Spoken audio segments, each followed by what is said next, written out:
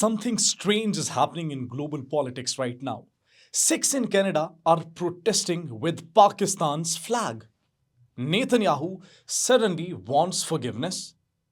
Recep Tayyab Erdogan is revealing numbers no one wants to talk about. And Turkey just did something that could change modern warfare forever. Why is all of this happening at the same time?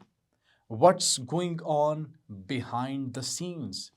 And why is the media so quiet about it? Let's break it all down simply, directly, and with the questions everyone is afraid to ask. Let's first start with Canada because something very interesting happened there.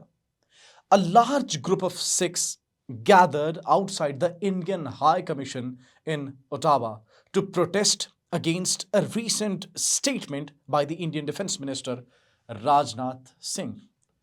You might remember that statement, and let me be clear, this wasn't a small symbolic protest. This was loud, organized, and politically charged. The Sikhs were holding Pakistan's flag and Khalistan flags, and they were chanting slogans against the Modi government. They accused India of interfering in Pakistan's internal matters, especially after Rajnath Singh's statement about Sindh. And the Sikh leaders said something very strong.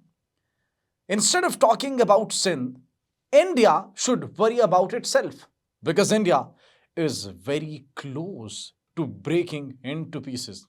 This was what the Sikh leaders were saying at that moment. This isn't coming from Pakistan. This isn't coming from China.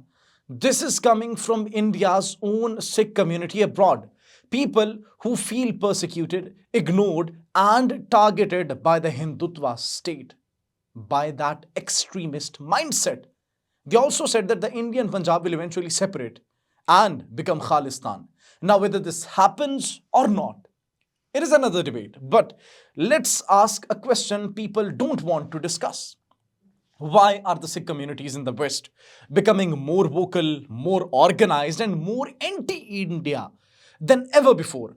Because when a government suppresses, intimidates, and attacks the identity of its own minorities, people respond. And that's why Sikhs are responding right now. And that's exactly what we are seeing here right now. Let's move to Israel because something shocking happened last night as well.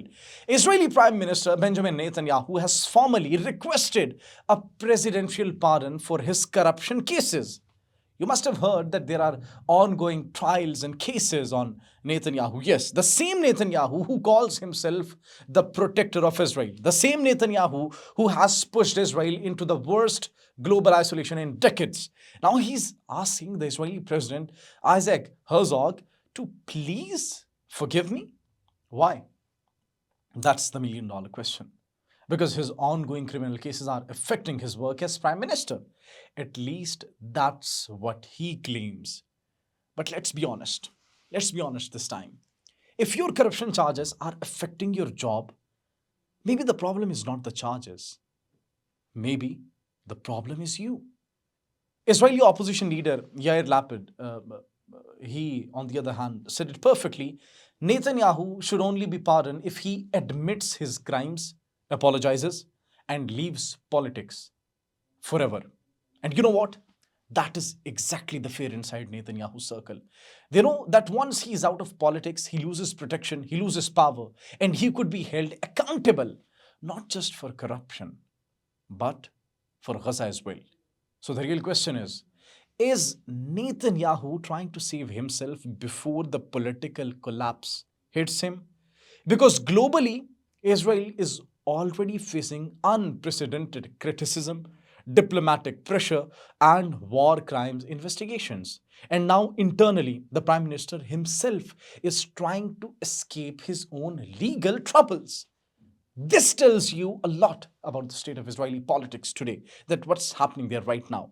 And if we move on to Turkey, where President Recep Tayyab Erdogan, he once again made a strong statement, and this time he backed it with numbers, and the world needs to hear. The world needs to hear his numbers, his statement that he said. He said that despite maintaining the ceasefire, The Palestinian resistance, Hamas, has not violated the agreement, but Israel continues its provocations. That's what he said. He revealed that 16,500 plus students in Gaza have been killed. 830 teachers and education staff have been killed. 193 scientists and academics have been wiped out. And journalists, ladies and gentlemen, over 270 journalists have been killed, the highest journalist casualty count in modern history. Just pause for a moment and think, why would any military target teachers, scientists, journalists, students? Erdogan also said that 785,000 students have now been deprived of their right to education.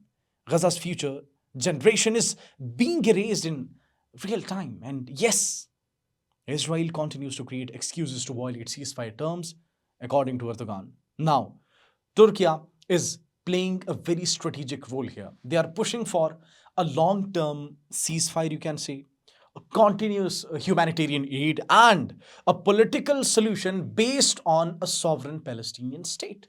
Erdogan made it clear Turkey will support Palestine until a fully independent state is established. The question for the word is simple. It's quite simple.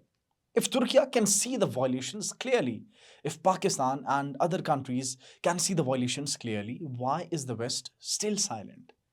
Why are thousands of journalists, teachers, and children not enough to open the world's eyes? Now, let's talk about something extraordinary from Turkey as well.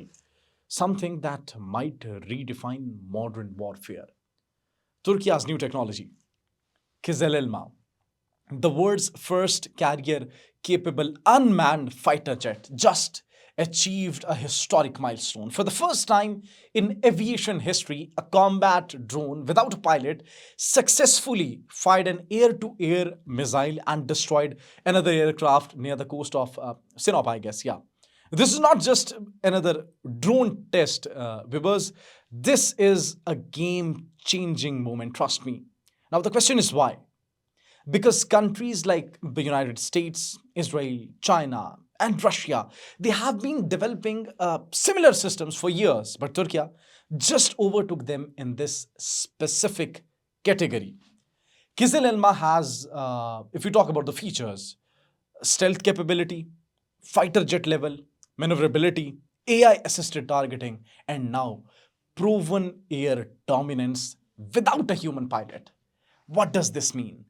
This means the entire concept of air combat could change. No risk to pilots, lower operational costs, greater flexibility, and with Turkey becoming more influential in global geopolitics, this technological leap gives Ankara a massive strategic advantage.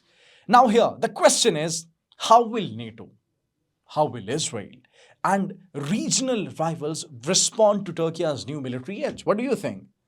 Because whether someone likes Erdogan or not, this achievement puts Turkey in the top tier of global defense innovation. So these were the major international updates as of now, from Sikh protests in Canada to Netanyahu's panic, from Erdogan's warnings to Turkey's military breakthrough.